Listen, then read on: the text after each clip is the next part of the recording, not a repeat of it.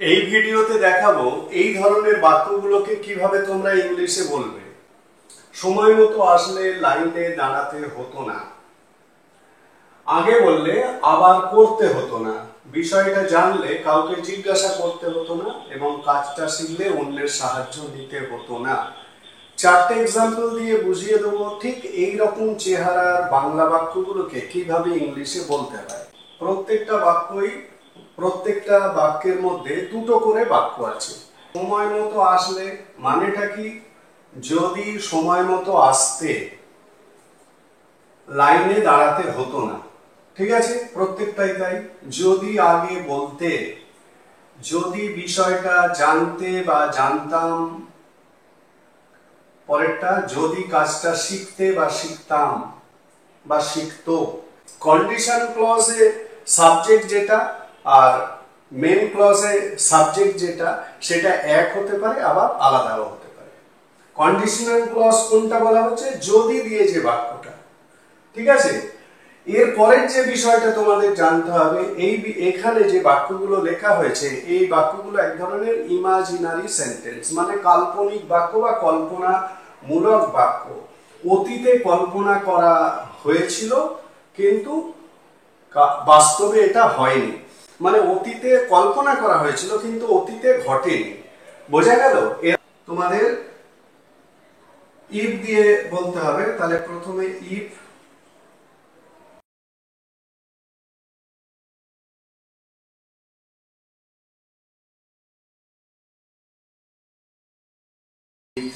এটা হলো কন্ডিশনাল বাক্য, মানে শর্তমূলক বাক্য হচ্ছে এটা। এটাকে কন্ডিশনাল সেন্টেন্স বলতে পারো, এটাকে সাবঅর্ডিনেট ক্লজ বলতে পারো। ইফ দিয়ে যে বাক্যটা লেখা হচ্ছে বা বলা হচ্ছে, এর পরের যে অংশটা সেটাতে সাবজেক্ট প্লাস, এখানে দেখো যেটা তোমাদের বুঝতে হবে বা জানতে হবে, এখানে একটা অতীতে সম্ভাব্য বাধ্যতার কথা বলা হয়েছে। অতীতের সম্ভাব্য বাধ্যতা মানে করতে হতো, সম্ভাবনা আছে আবার বাধ্যতা আছে। জিজ্ঞাসা করতে হতো না, সাহায্য নিতে হতো না। এখানে বাক্যগুলোকে নেগেটিভে করা হয়েছে, কিন্তু নেগেটিভ ছাড়াও তোমরা পজিটিভেও ভাবতে পারো, মানে দাঁড়াতে হতো, করতে হতো, জিজ্ঞাসা করতে হতো, এরকম ভাবেও ভাবা যেতে পারে। তো আমি পজিটিভের এটাই দেখিয়ে দিচ্ছি, নেগেটিভ মানে শুধু একটা নট যোগ করতে হবে। তাহলে উড হ্যাভ, যেহেতু আমার অতীতের কল্পনামূলক বাক্য, সেই কারণে কন্ডিশনাল ক্লজে হ্যাড প্লাস ভি3 মানে পাস্ট পারফেক্ট যখনই হচ্ছে এখানে উড হ্যাভ হবে, ঠিক আছে, উড হ্যাভ। আর যেহেতু বাধ্যতা বোঝাচ্ছে হ্যাড টু, তাহলে কি হলো? Subject would have had to plus verb one. বোঝা গেল? এই হলো sentence structure, subject would have had to plus verb one. আমি যেটা বলছিলাম বারবার যে এই সাবজেক্ট আর এই সাবজেক্ট একই হতে পারে আবার আলাদাও হতে পারে, তোমরা যেভাবে মানে বলতে চাইবে, ঠিক আছে। এবার সেন্টেন্স গুলো করো। সময় মতো আসলে মানে কি বলেছি? যদি তুমি সময় মতো আসতে। তাহলে ইফ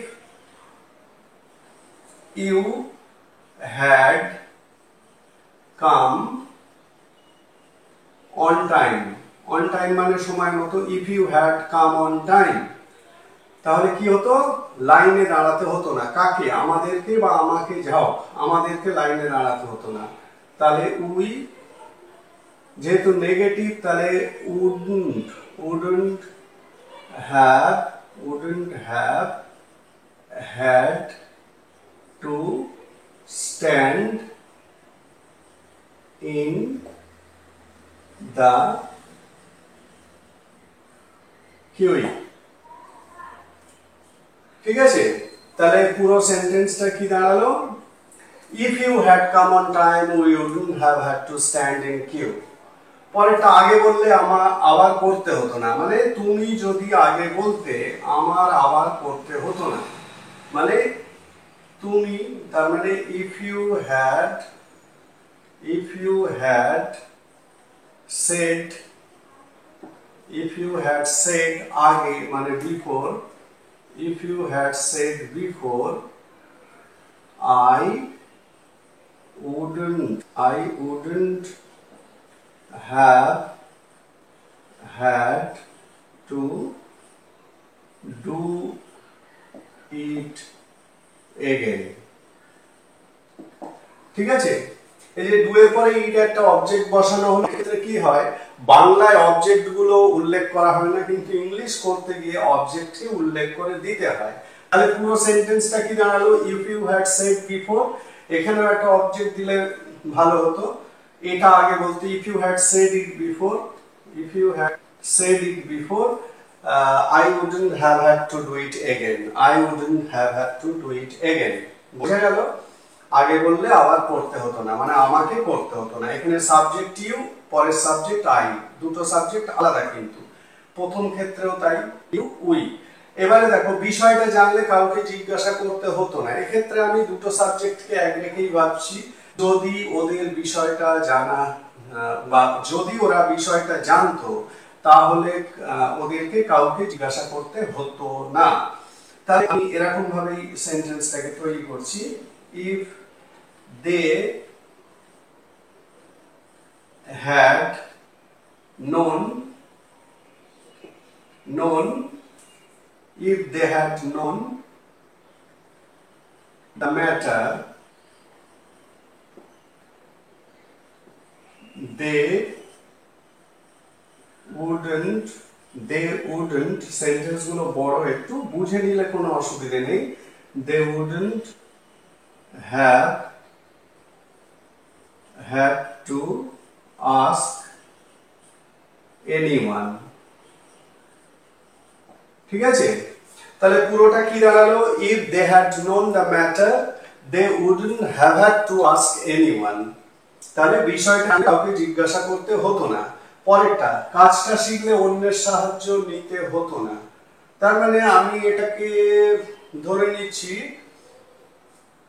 তাহলে আমরা যদি কাজটা শিখতাম তাহলে আমাদেরকে অন্যের সাহায্য নিতে হতো না। তাহলে কি হবে, একইভাবে স্ট্রাকচার অনুযায়ী ইফ উই হ্যাড, সবই কল্পনামূলক বাক্য, অতীতের কল্পনা, মানে অতীতে কল্পনা করা হয়েছিল কিন্তু বাস্তবে অতীতে এরকম ঘটেনি। এবং তারপরে আবার অতীতে সম্ভাব্য একটা বাধ্যতার কথা বলা হয়েছে। তাহলে if we had learned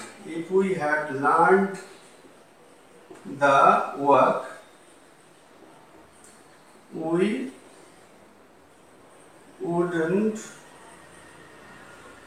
wouldn't have had to